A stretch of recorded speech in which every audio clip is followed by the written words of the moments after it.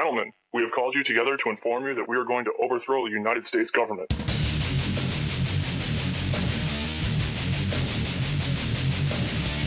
you still think that jet fuel brought down the World Trade Center?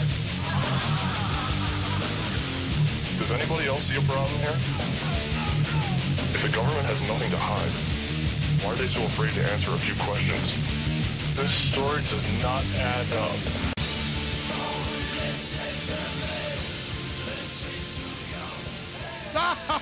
Another billionaire is broke. C. Montgomery Burns has lost his entire fortune, estimated at $3 billion.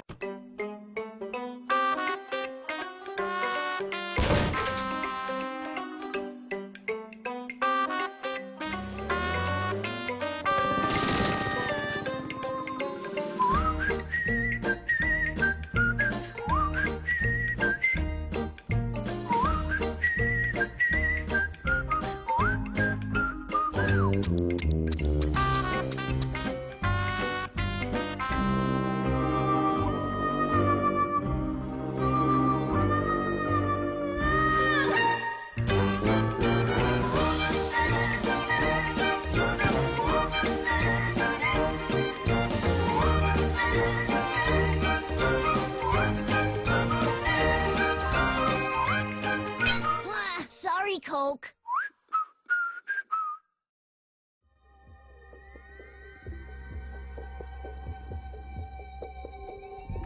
Sustainable development has become the popularized expression for Agenda 21.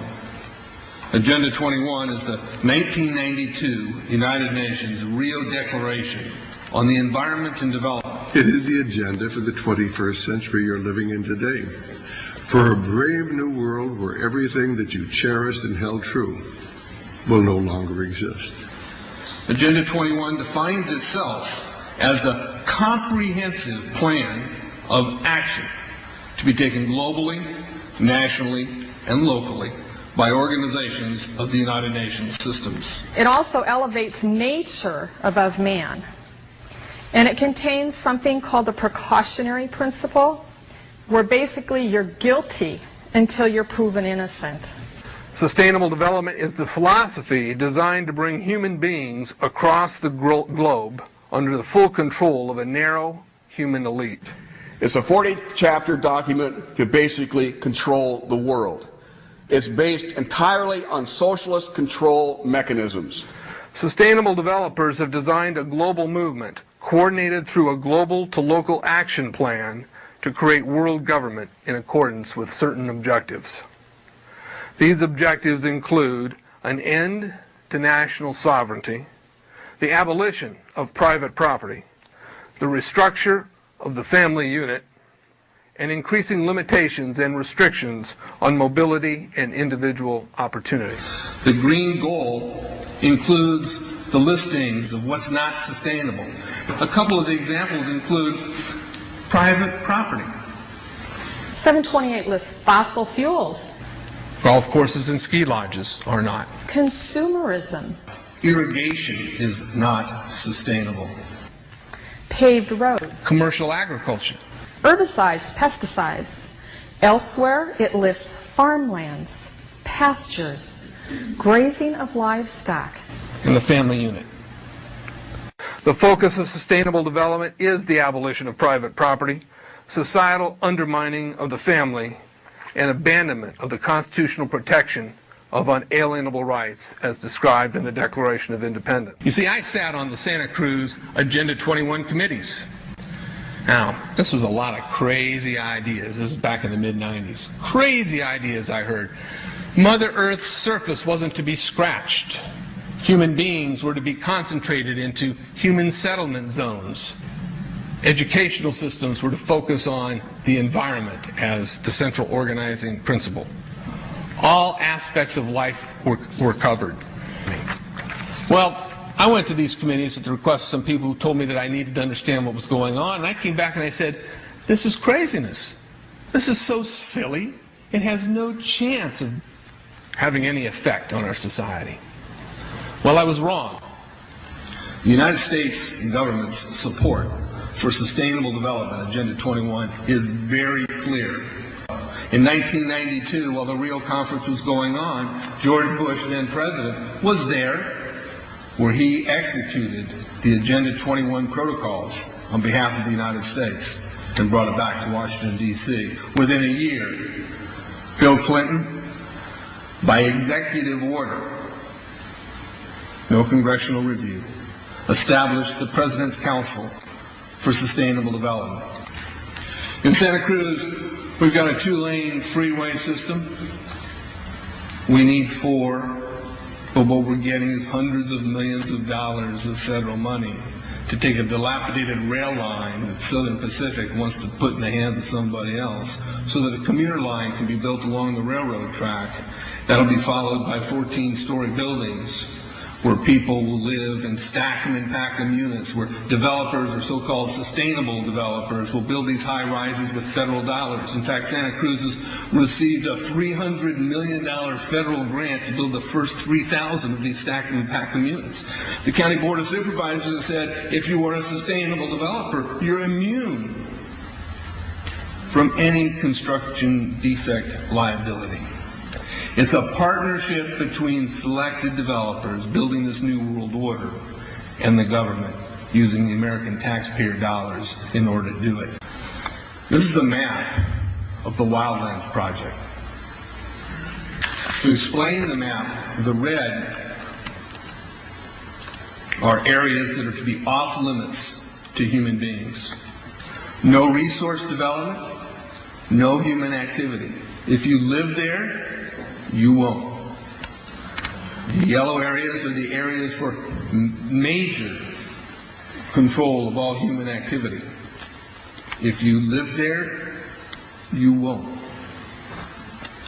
The black areas, the black dots, are the smart growth zones. That's where human beings are to be stacked and packed in small living units along rail tracks. The Smart Growth Program ultimately has jobs assigned and children cared for by the state. The question has been asked many times how the people who are perpetrating these things expect to do this and make it last. And the answer to that is that you steal a generation of children and you indoctrinate them so that they accept these ideas and they become global citizens in the coming global village. UNESCO came out and declared 2005 to 2015 the decade of education for sustainable development.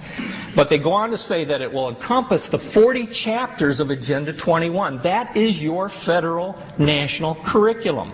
The entire purpose of second-grade social studies is to transfer loyalty from the family to the government and teach them about sustainable economic consumption. Students construct their own understandings of reality and realize that objective reality is not knowable. So why bother? The truth is, the truth which keeps men free is being suppressed in order to prop up the attitude training agenda. And it moves on. This is our new math called connected mathematics. Standard 3 tells us that students learn that mathematics is man-made, that it is arbitrary, and good solutions are arrived at by consensus. Most of us assume 2 plus 2 is always going to equal 4. You're wrong. We might reach a new consensus. How well does it work? Well, they tell you in the teacher's guide in the back, it tells us that because the curriculum doesn't emphasize arithmetic computations done by hand, some students may not do as well on tests assessing computational skills. We believe such a trade-off in the favor of CMP is very much to the student's advantage in the world of work. Our children are mathematically illiterate on purpose. How do I know on purpose? Why isn't this just a basic bad idea? Because the Sustainable Development Plan tells us so. Generally, more highly educated people who have higher incomes consume more resources than poorly educated people who tend to have lower incomes. In this case, more education increases the threat to sustainability. Charlotte Iserby, I owe you an apology. I did not believe for the longest time it was a deliberate dumbing down. I thought that dumbing down was a natural consequence of a bad idea. Folks, it's deliberate. It's deliberate. The sustainable globalist goal is the orchestration of a planned fall of American principles, values, and lifestyles. The effect on the average American will be devastating. With modernizing technology, the ordinary person will live without independence, privacy, or substantive rights. Another press conference that I attended was the ICLE group, the International Committee for Local Environmental Initiatives, that helps in the implementation of Agenda 21 in all of our local communities. And one of the speakers was a Harvey Reuven, who happens to be the vice chair of ICLE. And I asked him about the correlative rights that Americans derive from the United States Constitution and the Bill of Rights. And that, of course, is your individual liberties, your private property, your freedom of speech. Asked about it clashing with Agenda 21. And you know what his response was? Individual rights must take a back seat to the collective.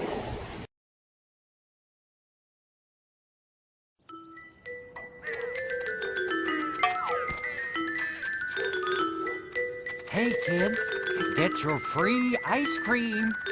Free ice cream. Hi there, boys and girls. They should know there's no such thing as a free ice cream. Give me a dozen full body scans. Come on, kids, get your ice cream. I already know your favorite flavors. Now hold still while we collect some of your secrets. And if there's anything you don't want anyone to know, well, you shouldn't be doing it in the first place. Remember, kids, you can't believe everything your parents say about privacy. Timmy, does Mommy know that Daddy spends his whole workday surfing sports websites? How about you, Susie? I bet your daddy doesn't know Mommy's been Googling old boyfriends again. Now, kids, I want to share our newest invention. With these Google Y-Spy glasses, I can see everything. Hey! There he is again! Get him! Oops, time to go, kids. Remember, we put the Ogle in Google. Call your member of Congress and ask them to establish a Do Not Track Me list today.